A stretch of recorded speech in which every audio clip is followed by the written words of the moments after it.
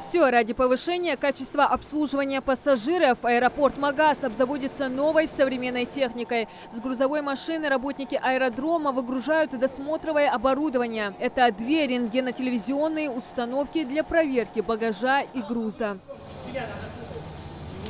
Новое оборудование безвозмездно аэропорту Магаз передает Министерство внутренних дел Ингушетии. Обеспечить объект стратегической важности современной системой досмотра – инициатива главы региона Махмуда Али Калиматова. Стоимость оборудования составила более 5 миллионов рублей. Мы надеемся, что данное оборудование поможет в обеспечении безопасности при осуществлении авиаперевозок в нашем аэропорту.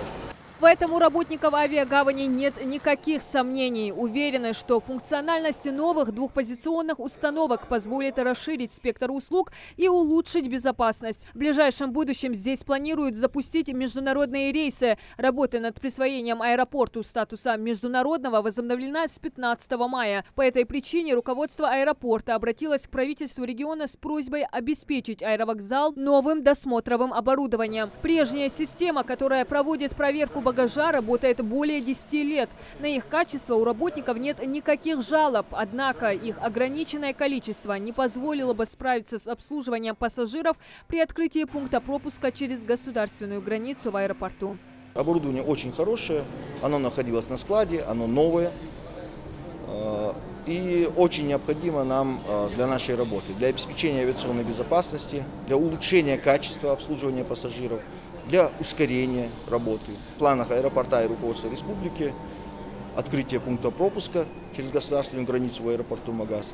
И обязательно нам эти установки понадобятся, будут нужны.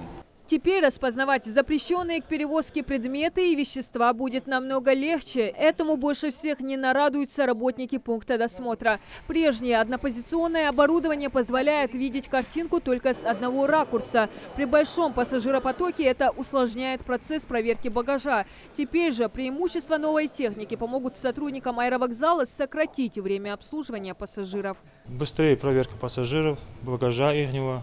Личный досмотр быстрее будет проходить уже, так как эти интерскопы, они однопозиционные.